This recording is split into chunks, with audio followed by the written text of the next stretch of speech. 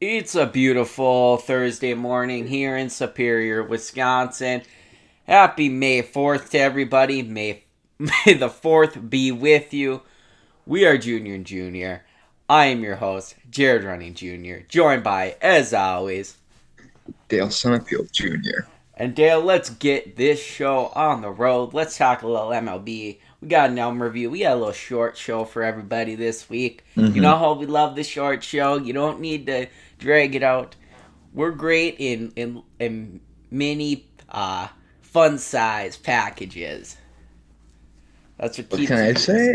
Yeah, that's what keeps the viewers coming back. Is we either have long shows, small shows, medium shows.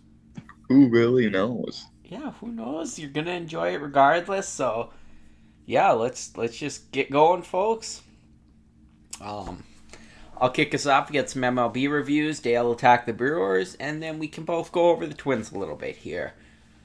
Um, All right, Phillies stutter as Harper returns. Phillies, since we last were here, have went 3-4, and boy, there is quite a lot to break down. Firstly, last Thursday, the Phillies closed out the series with the M's with a 1-0 victory and a series W. Eyes then turned to a three-game series rematch with the Astros. Uh, let's roll that back like I didn't just screw that up. Eyes turned to a three-game World Series matchup with the Astros, who began their yearly turnaround from a slow start recently. Things started off well enough for the Phillies. Nolan Wheeler took games 1 and 2, 3-1 and 6-1 respectively, and locking up a series victory. Game 3, though, the Phillies faltered, punting on a sweep as Houston squeaked by 3-4 on Sunday. The Phillies concluded the week and their road trip before coming home to face the Boston Red Sox tomorrow with a three-gamer with the Dodgers. The good news of this series, Bryce Harper returned Tuesday, only 160 days after Tommy John surgery, the fastest return to action in MLB history for the surgery.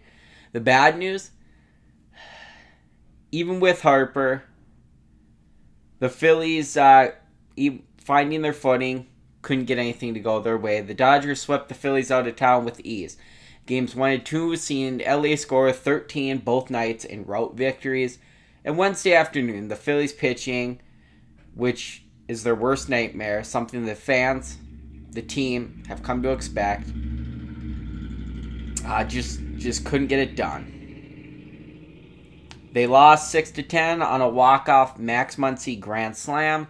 This despite the fact Bryce Harper went 3 for 3 with two walks on the day and a clutch single in the ninth that allowed Bryson Stott to drive him in for the game tying run with two outs to extend the game. They in this game had many opportunities. This is the only game really worth talking about from the LA series. In this game they had so many opportunities to win it. You know, you see they lost 6-10, but you do the math, you minus 4, that means it was 6. They had the lead throughout. The score looks terrible on them, but the offense showed up. The offense tried to win. It's just at every turn, despite the fact that the offense would give them the lead, the pitching decided, yeah, we don't like leads. Just kind of how things go. Overall, it was a rough week for the Phillies. They're now 5-5 in the last 10, two games under 500 at 15-17, and 6.5 games out of the division to the Braves. But within striking distance of both the Mets and Marlins for second, but also two above the Nationals in the cellar. I expect things to pick up over the next month, similar to what we seen a couple weeks ago where the Phillies got rolling, got above 500. The schedule becomes a little bit more favorable. You got the Red Sox. That should be hopefully easy at home, but nothing's easy for the Phillies. Bryce Harper, he's going to settle back into live baseball. He's only played 2 games so far this year. As he plays more and more games, he's already showing signs of being back to the old Harper. So if you're a Phillies fan like me, let's just put this week behind us and let's look forward. And I'll hand it off to you, Dale, to talk some Brewers baseball. Yeah, so the Brewers been struggling. They're 4-6 in their last 10. They just finished. They're just finishing up today with a series with Colorado after facing LA before the last time we talked. They were to host the Los Angeles Angels. They ended up winning on Friday 2-1. They won Saturday 7-5, and then they ended up losing the Sunday finale 3-0. So what can you do? They took the series win over the Angels. Then they traveled to Colorado. Here's where they've been struggling. They lost 3-2 on Tuesday. Yesterday they got absolutely slaughtered 7-1 with a yeah, and then they play Colorado today at 2:10 in the finale. Then they go and play San Francisco for a three-game series before returning home to play the Los Angeles Dodgers. So what kind of the takeaway is the Brewers need to get their heads back in the game. They've lost three straight. They're looking to avoid their first sweep or their second sweep of the year. So yeah, I think the Brewers are just trying to find ways that they're not hitting the ball. They're playing good defense, but the pitchers are giving up way too many runs. Yeah, I mean, I really can't talk. Like unlike you, I can't talk about anything um a lot just because like I feel like there's not a lot to cover or to do, you know. Yeah. But I feel like those some of the guys like that Yelich contract is not paying off for the Brewers at all.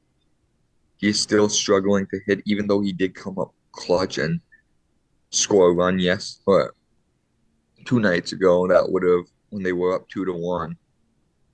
But yeah, so that's the Brewers. They are looking to avoid the series sweep over the Colorado Rockies and are looking to take on the Giants tomorrow night at 9:15. Well, are we gonna have anything positive to talk about with teams?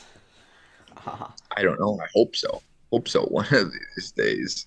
I don't think the Twins were very positive this week. I think that they're gonna be not that much fun. Twins hit a snag with a key series looming in the near future.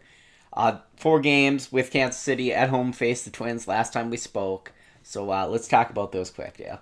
Yeah, Honestly, I mean, oh, go ahead. I was just gonna you know what happened in the series because I was just gonna run down what happened. Well, no, no, I don't. I just know the scores and stuff, and Okay. Yeah, I was just gonna say honestly, all things considered, I think the Twins came out well. I mean, the series opened well enough. They got the 8-6 victory. They followed that with a rough 2-3 loss, but backed it up with an 8-4 win in the series victory.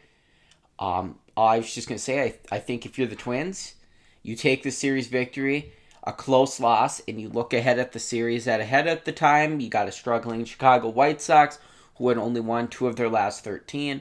Things look mighty good coming out of this Royal Series, I would think. If you're the Twins, you think the White Sox should be a couple easy wins. You'll take the close loss to the Royals. You showed you can compete mhm. with them. I mean, yeah. Yeah, and I mean, and then that's where we get to May. Yeah. Chicago, here comes the Twins. Things on Yep. paper look like an easy start. You had Joe Ryan taking the bump. He's 5 for 5 at the time in 5 starts. How could this go wrong? And it didn't go wrong for Joe Ryan. It didn't. He pitched 6 scoreless, 1 hit, 7 strikeout innings of ball. And then Jorge Lopez took the mound.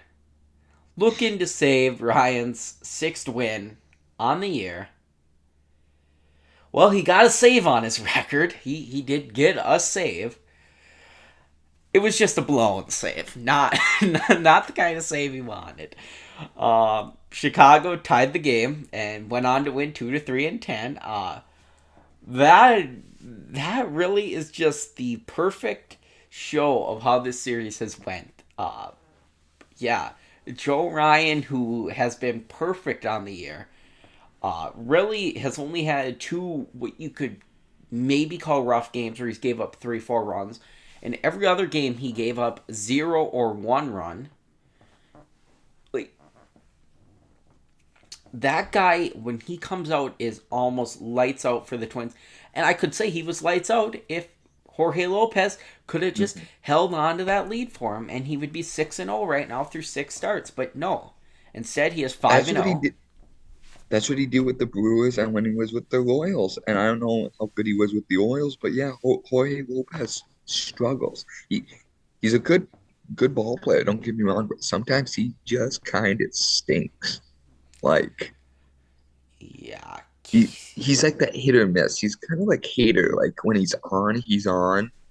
You know, like he's on, he's on. Like he'll go all these innings, pitch well, and then you just rough him up once, and then he starts to struggle. Yeah, he's Jorge Lopez has had a very rough stretch lately. If I was the Twins, honestly, this feels like an Emilio Pagan situation where you need to keep him out of games for the time being, where it's close. He Hmm. needs to work those blowout victories the Twins are getting, where they're up by 4 or 5 runs, and he can come in, and you're not risking him losing a win because he But gives but but he, up a run or two. yeah. Well, I was gonna say, what if he gives up 3, 4 runs and they're only up five? Say they're up 5, 6, nothing, and he gives up 4 runs. Well, yeah, Then it's hopefully a you ain't come before that.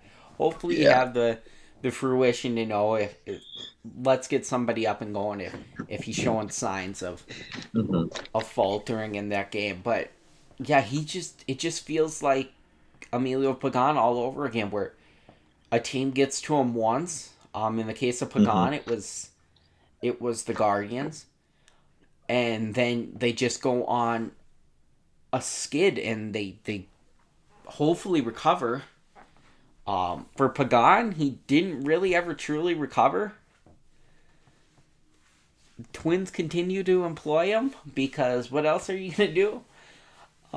But yeah, just just brutal for Joe Ryan. Should really be 6-0 right now. But what can Yeah. you do about that? The Twins officially lost the series then in the next game. They had a 4-6 loss yesterday. Um, and they're just going to look to salvage something by avoiding the sweep at 110 this afternoon in the series closer, before heading to Cleveland for a key 3 game series with the Guardians for the division lead. Um, yeah, I mean, if you're the Twins, you just got to hope to get something out of this series. Get a win, avoid the sweep. It's not what you want, but at least you can say you didn't get swept. Yeah, and you got that win, and then you're like, hey boys, we won last night. Let's go out there. Let's get the next win. Let's keep Yeah. doing it. Like one win can change the course of your season. Same with one loss too. Can Well, look change the what we way. said. Chicago coming into the series had won 2 of their last 13. Going into the series, they had just won their first game in 9, by defeating the Rays the day Hmm. before. They come into this series and look, they look like a more resilient, ready to fight team that's doing something you would not have expected from the White Sox coming into this series. So maybe if you're the Twins, you got to have that same mentality that the White Sox must have had coming into this, where, hey, things aren't going our way this year, but we got one. Let's turn one into two. Let's turn two into three. You just Hmm. sometimes got to look past on paper and just say, all right, calm down. Let's keep going. Pablo Lopez taking the mound for the Twins today. Giolito for the White Sox. I wish the Twins luck in that one. And Yep. yeah, But let's. who I want to talk about quick is Sonny Gray. Well, Sonny Gray was the Twins Player of the Month. Well, yeah, he just amazing. Does he want to be junior player of the month? Hey, if I'm giving out a Player of the Month, I'm giving it out to Joe Ryan.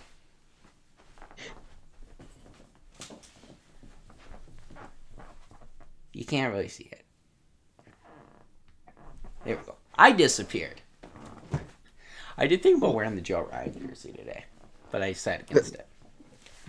Yeah, and Jared over here is blaming me because he bought the jersey. Like I knew they were going to restructure their jerseys and logo. It's not Because my he fault. told me to. I said I could buy a cheap one from China, baby blue, like I wanted. And he said, "Oh, you're gonna kick yourself if you don't buy it." No, I kicked myself because I did buy it. There's kicking involved. It just ain't because I bought it or I didn't buy it. It's complete opposite. Fuckers went and got a New Jersey months later.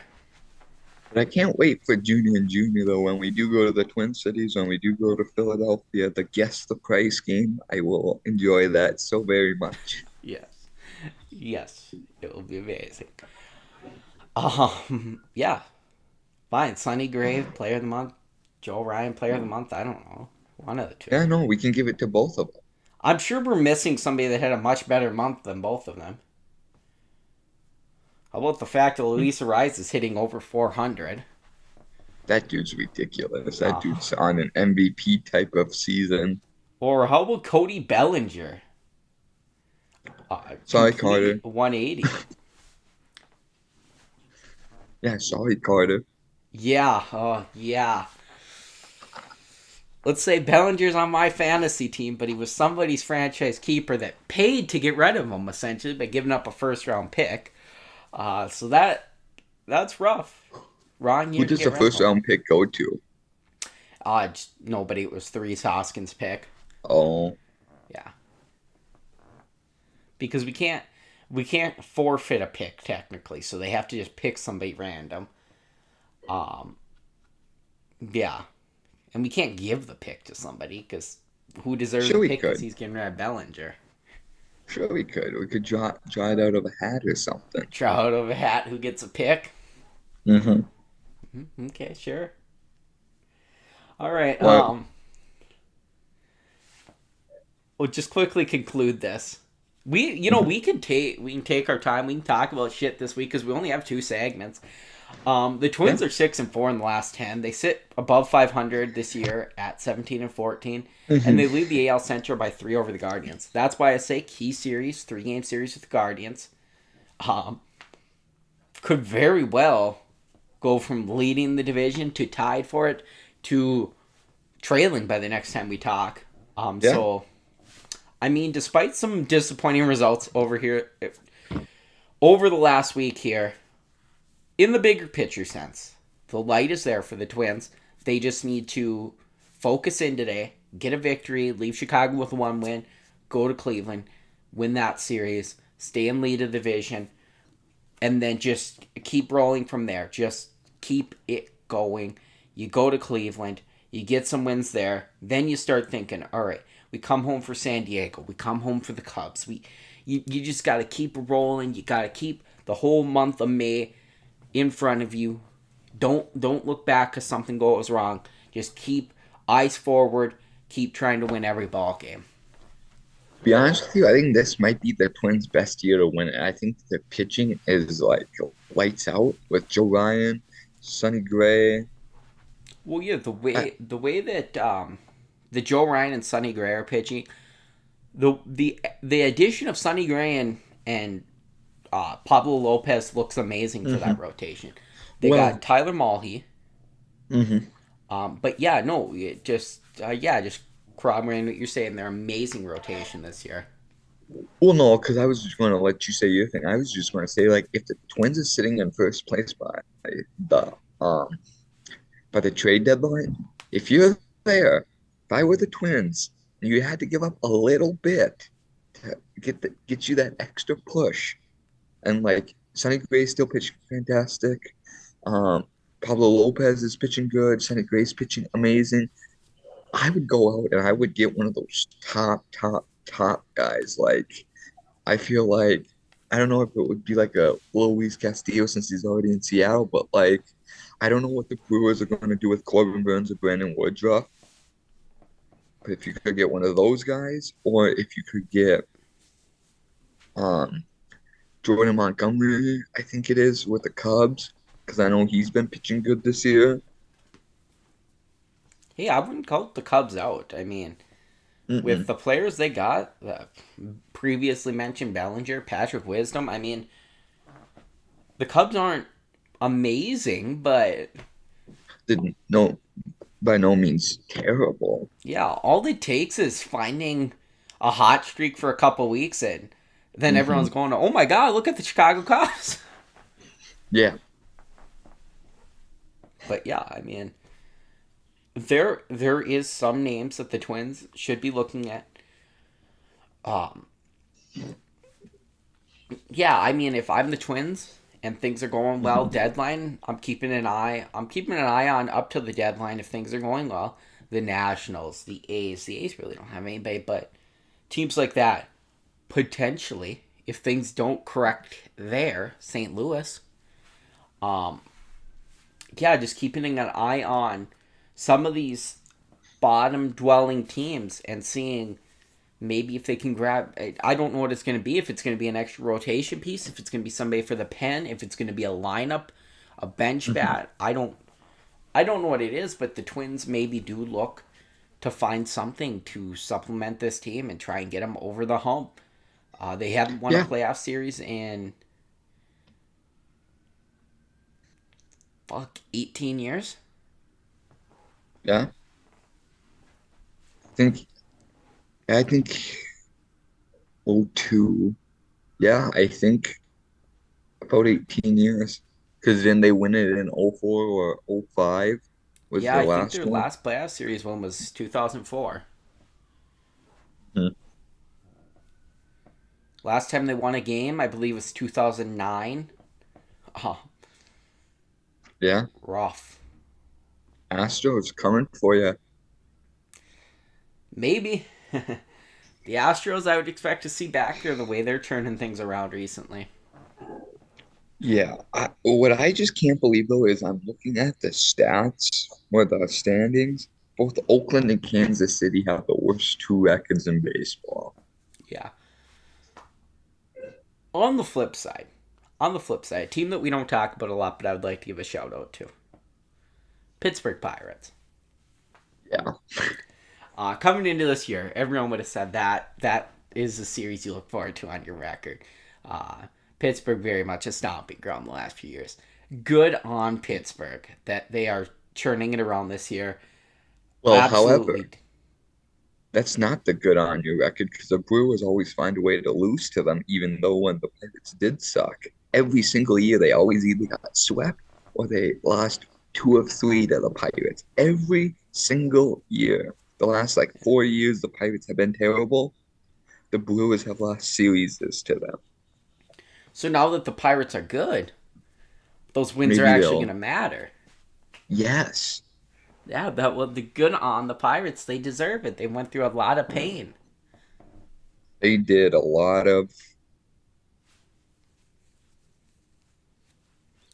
Yeah. a lot of the like, and I just think it's crazy how good their pitching is. I didn't think the pitching would be that good. No, I mean, you look at them on paper, and I mean, nothing really jumps out at you like this Hmm. should be the best team in the National League. They just don't look No, like it, but they are. I mean, and they obviously deserve to be. yeah. So I don't even know who their ace is even. Is it Mitch Mitch Keller, Keller? I think. Yeah, because I'm looking Jose Hernandez. They have Vince Vasquez. Dave Bednar, I think is a phenomenal closer.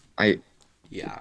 I think he's one of the best in baseball right now. And then you look at the catches. You got Jason DeLay, Austin Hedges, Carlos Santana at first, Mark Mathias at second, Key Bryant Hayes at third, Brian Reynolds, Connor Joe, Miguel Andujar, like, and then you got McCutcheon at DH, like, I mean, you look at that lineup and you can kind of see where they're putting it together, but hmm, it's that lineup to me sounds good but not great. But they're not good. yeah, They're great. So yeah, I don't know. Pirates just wanted to give a little nod to them. If we're talking bad teams, let's talk the opposite extreme. hmm, Pirates, wow. yeah. Speaking of bad teams, though, Yankees are in last place in the East. Yeah, hopefully that Let's keep, continues. yeah, let's keep that up for the next however many games. About 145 games left. Mm-hmm. Yeah. No, let's also talk how the Marlins are second in the division. It ain't gonna last. It ain't gonna last. The Phillies are No, coming home.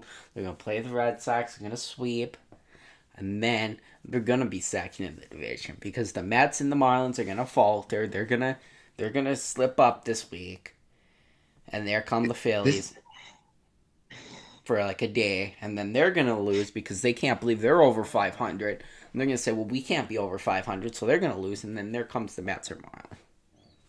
I just can't believe the Orioles are 20 and 10. Like you look at all these teams, like Texas is first in the division, Tampa Bay, Baltimore, LA, Arizona, Atlanta, Miami, and Pittsburgh and Milwaukee. Like it's just crazy. You would think some of these ones would be flip-flopped.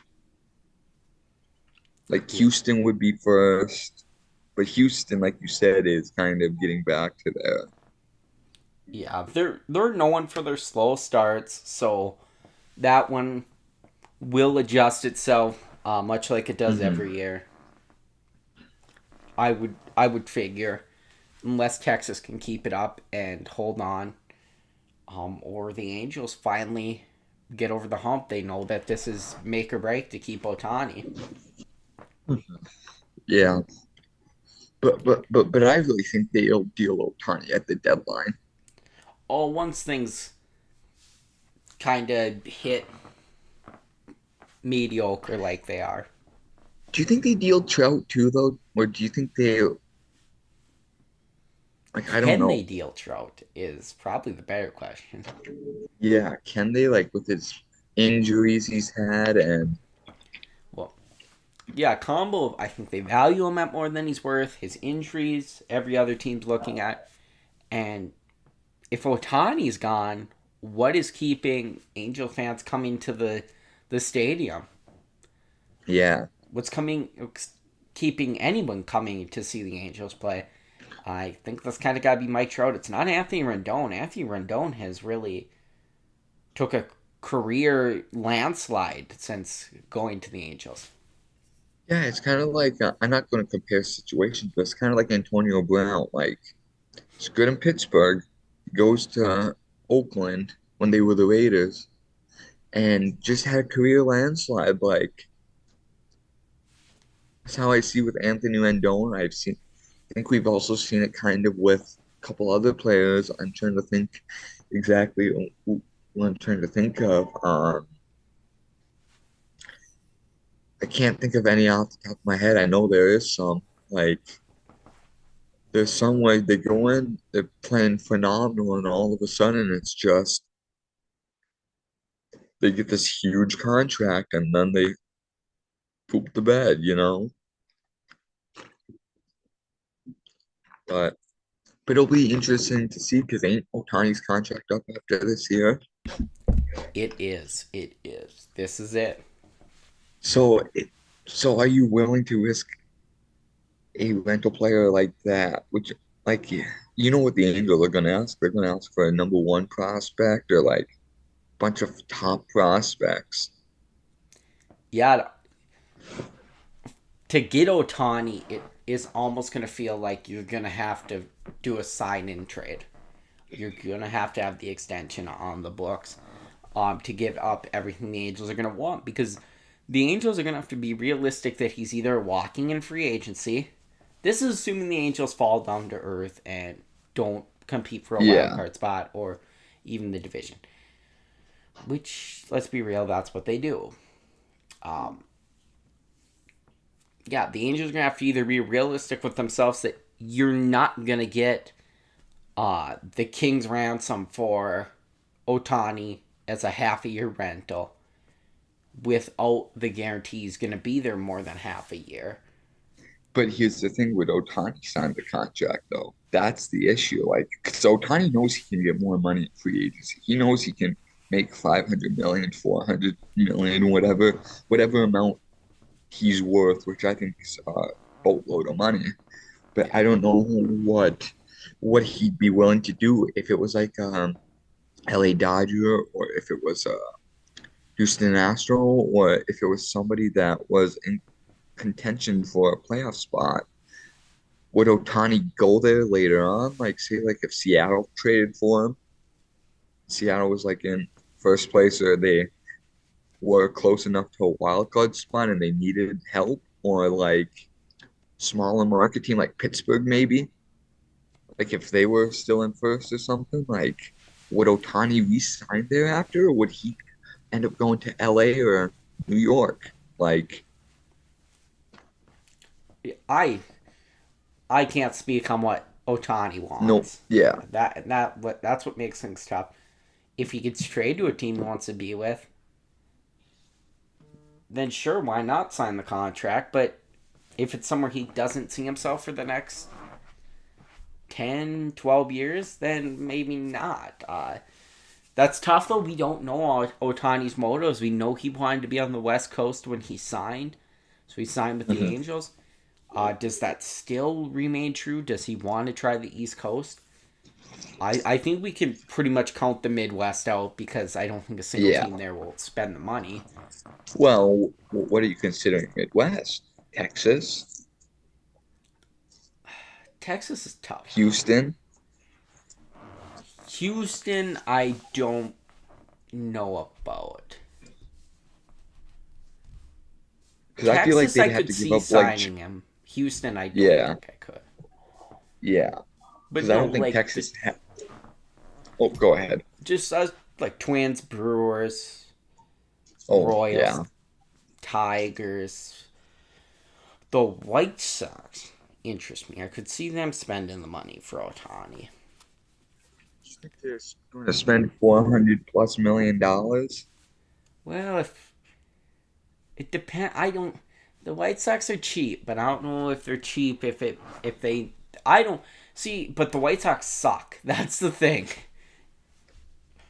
Here's my thought, and this is the blowing it out of the water. At the end of the year, if he declares free agency, do the A's come up to him and be like, "Hey, we're moving to No, Vegas"? no. No, The A's are cheap. They ain't gonna do that. Come on. that's what I'm saying. I know they're cheap, but do they want a superstar in Vegas though? They won't even spend $1 million per player on their 40 man. Remember, they won't even put any money in their can of pop. They had to have the Tigers do that one year. There's no chance. As cool as it'd be, heading to Vegas, Otani, big shiny new toy for the A's. They are so cheap. They are the Yeah, cheapest of cheap teams in the MLB. They they would be spending their 40 man budget plus just for Otani. That would be crazy. That'd be like a yeah, 180 for the A's financially.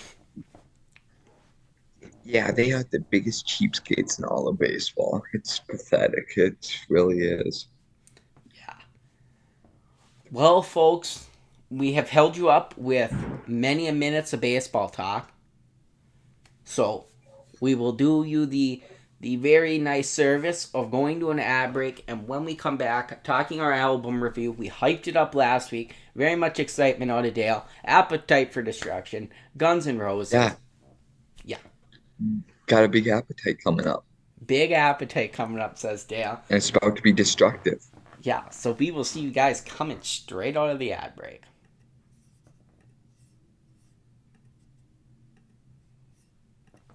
Head over to tpublic.com/Unity Dogs Maniac to pick up your official Phil's Nation collection merchandise.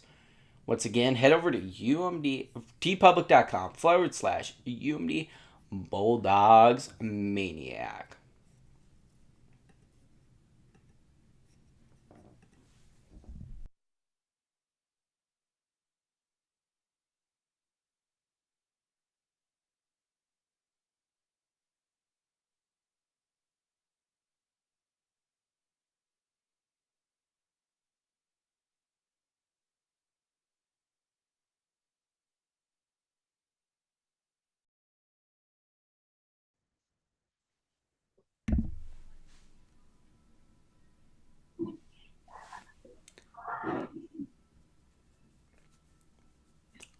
we are back.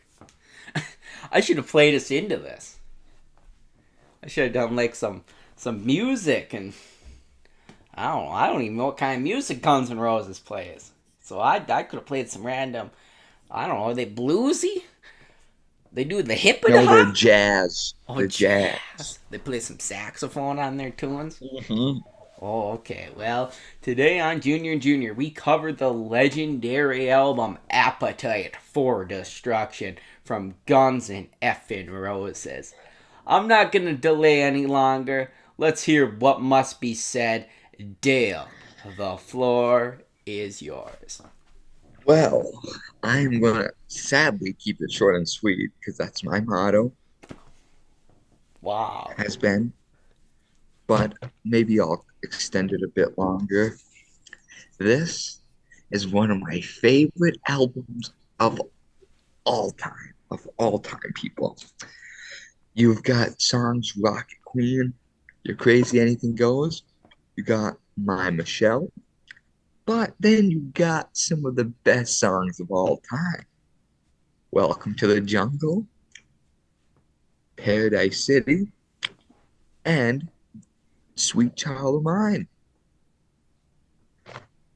That guitar at the beginning of Sweet Child of Mine might be one of the greatest introductions to any song and one of the most memorable of all time. And I don't really have a least favorite song. I can't hate this album. I love this album. This album is almost perfect. But I can give you some of my favorite songs. Paradise City, where the grass is green and the girls are pretty. Absolutely. One of my favorites. Sweet Child of Mine. You're Crazy.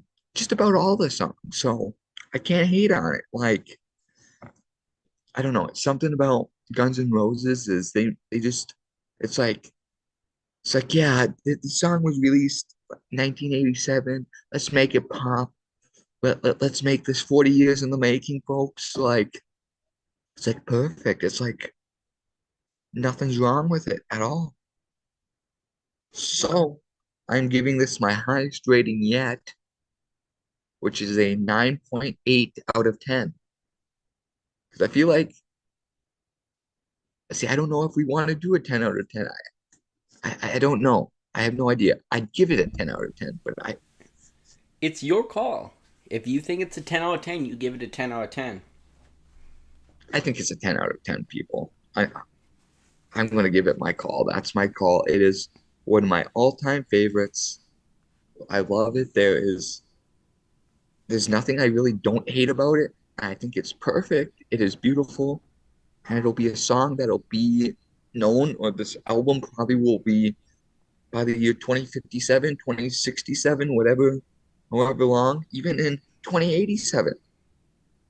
100 years after this thing was released, it will be still one of the most iconic and one of the greatest albums of all time.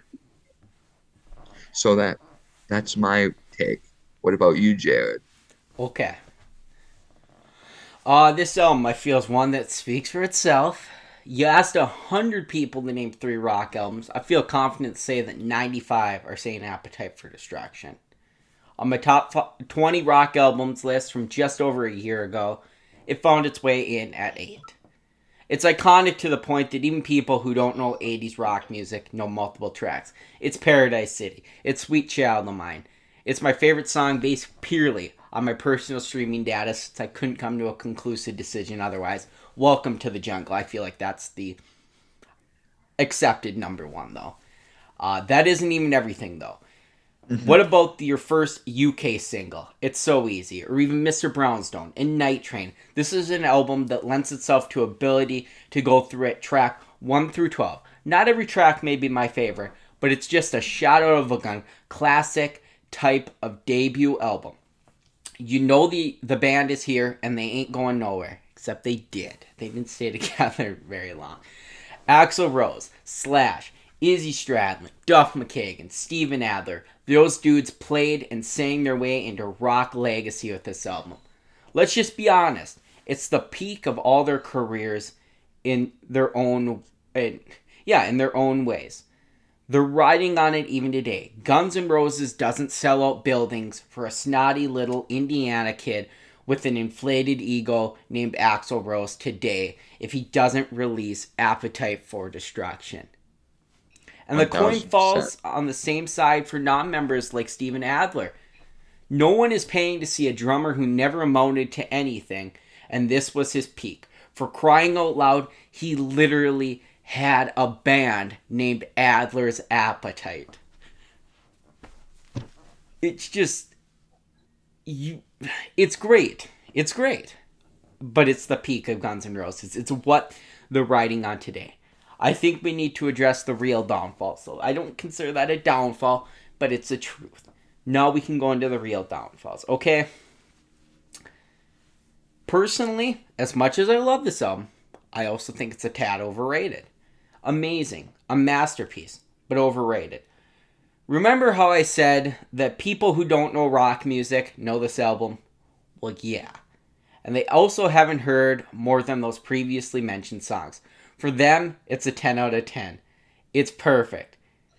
And if it is, you probably only have heard the hits. It's not the entire album. It's 12 tracks, not 5 or 6. My least favorite song is number 8, Think About You. You may disagree with this pick, but for me, it's a nothing track. It's an Izzy Stradlin wrote song that, let's be honest, doesn't fit on the album. If you like it, great. More power to you. But for me, in the context of this album, in the context of Appetite for Destruction, it just doesn't fit. It just shouldn't be there. Overall, this album is what it is. And what it is a very high 8 out of 10 at worst, and more reasonably, a solid 9 at best. Other albums ultimately top it for me in the end, but there is a reason that right now, two 19-year-olds are talking about Appetite for Destruction, an album from 1987. Yeah, because it has an impact on my life. Like, had I not heard this, like, this is what got me into 80s rock music. This album right here. This is what made me, like, I went to Hairball last year. Yeah, they played Sweet Child of Mine. Yeah, that was cool. But they played like three of the songs that the people that don't know 80s, they played this. And I'm looking around like people have no idea. I'm like, I'm singing my voice out of the place because I know the other songs and they don't. Like, this this is the reason I got into rock music right here was because of Guns N' Roses and Appetite for Destruction. Like, Yeah, I mean, hey, am I supposed to announce potential new content coming to the channel? Is this the place to do it? do it, do it. That's all I gotta say. Because Do it. yeah, because I mean, I'm sure we'll be talking to, well, not we, but me. I'm sure I'll be talking about this album again. With our new series, does not have a title yet. We're gonna have to give it a title. Um, I'm throwing some things around the brain. I'll have to talk to you. I'll have to talk to the other hopeful third co-host on this show. Hmm. Um, We yeah, all know who it is, by the way. We all know who that third co-host yeah, is. but we can't say names. He ain't officially locked down for the project. We can't say names till we have people officially locked down for a project. We have a new weekly series coming to the channel very soon. Essentially, where we talk music. Weekly, we'll talk a different genre, a different host every week. All have rock music. Dale has country music. Our third co-host, hip hop, rap. That'll be all him. Whatever you trap, whatever he wants to talk, whatever kind of genre or subgenres he wants to talk from, that is all him. That third Um, co-host, by the way, his name is Tupac Shakur. yeah. Okay. Okay. I can't guarantee we're gonna talk Appetite for Destruction again, but what I can say is that the first episode of each three is going to be our top 11 albums from those genres. However, the third co-host wants to do that with his multitude of genres I'm allowing him to cover, he can do that. Um, Is that of but all time? Top 11 of all time? yeah, top 11 all time. Yeah. So, well, I said it. Appetite for Destruction was 8. My top 20 Hmm. I did just like a year ago. I did it April of 22. So Hmm. I'm just going out on a limb and saying it's not going to fall 12 or lower. That's just my guess. Maybe it does. Maybe some stuff came out over the last year. Maybe stuff's going to come out before I do it that I listen to that's going to be relatively new and find its way into the list, but we'll have to see. But I'm looking forward to this. I think that it's going to be amazing content for the channel. We talk an album each week. Why aren't we trying to hit this music market that I'm going to be completely realistic? YouTube has some pretty shitty fucking music channels that have hundreds of thousands of subscribers. Maybe somebody that could, I think, talk a little better about these albums and songs and all the jazz there should make their way into this market. I think that at worst, each week we're gonna present an album or an episode on the level of those other music channels that just don't have the kick, the firepower behind them that me and Dale do, that the Junior and Junior crew does. I think that we're going to present a much better product, and I think that that's something that the music audience on YouTube needs brought to it, and I can't wait to do that. Dale, if you want to talk a little bit about what you're gonna be hosting, I wouldn't want to hold you up and give you the time to talk a little bit here because Junior and Junior is the place to hype this stuff up because you guys are our core audience here. You are our main audience that we're promoting to. Are we talking like what, like segments, like what albums, or like what do you mean?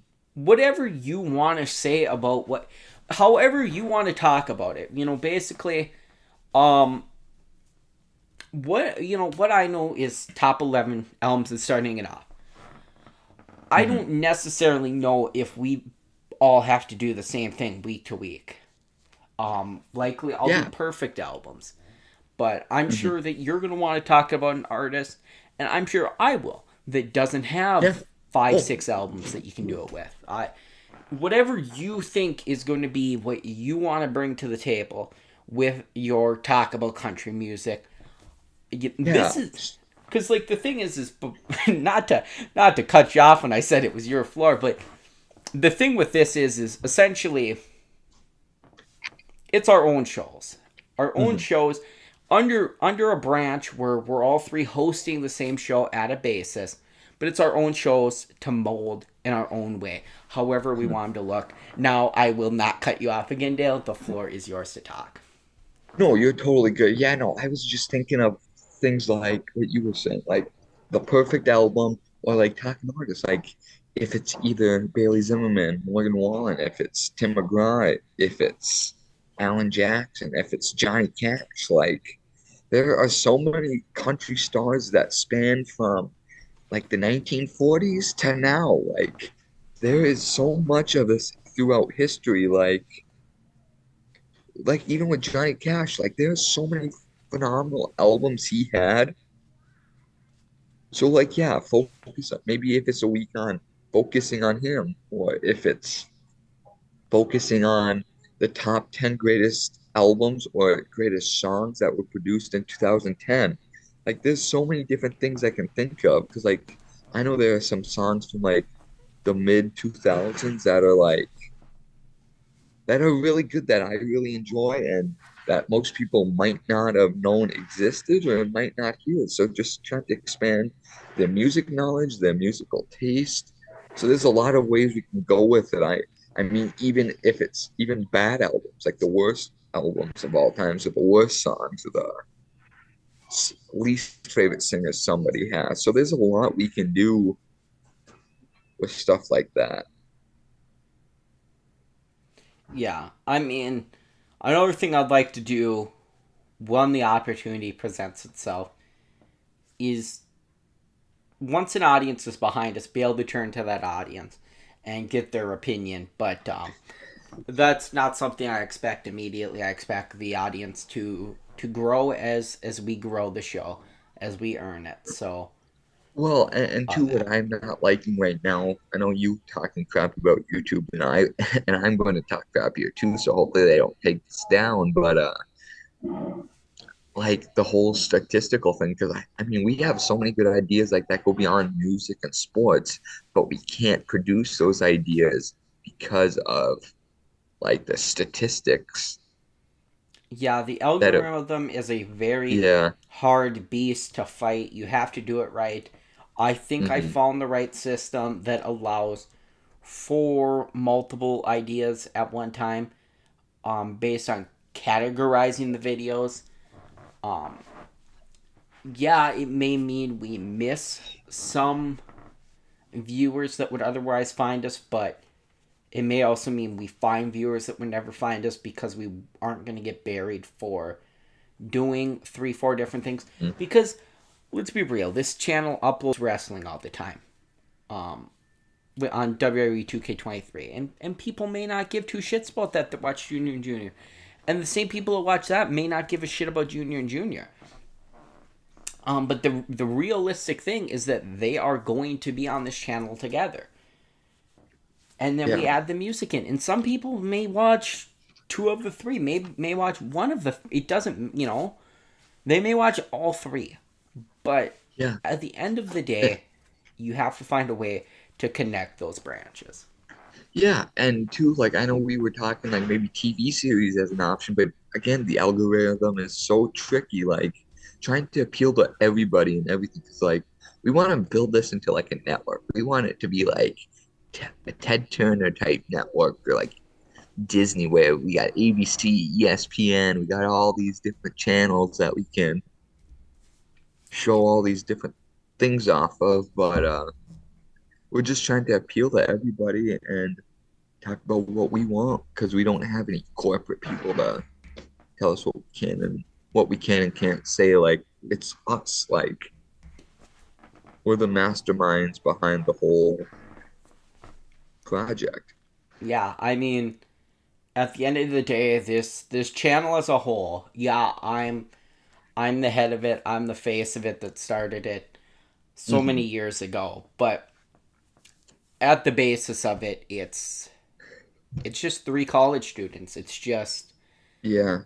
me, Dale, Andrew. I mean, it's just us in content that we feel like sending out. Hmm. It's not some billionaire telling us what we need to post day to day. Yeah. Um, I need to introduce the album for next week No. because we've been on such a rant. But so we can close the show out under an hour. Next week, we see the return to Junior and Junior. See, this is actually kind of perfect. We see the return to Junior and Junior of a band from our very early music review days. Later tonight, the Burning Witches present Dark Tower to the world. And then next week, May 11th, you can tune in to hear what we thought of it right here at Dogs Maniac Entertainment on Junior and Junior, live 8:30 a.m. Central Standard Time. We're actually live 8:30 a.m. Central Standard Time today. So I don't blame you guys for Hmm. missing it. We were 4 or 5 minutes early. That's That's a first. I mean, you know, I think that's the earliest ever. I don't think we've started a show earlier than that or on time like that. yeah, it's definitely the first of the YouTube era. I think that the only time we've done that before would have to be like very early Twitch days. I think episode 2 or 3, I think we were like on time. Yeah. Well, what I'm just gonna do is I'm just gonna say thank you for watching. We love you. Goodbye.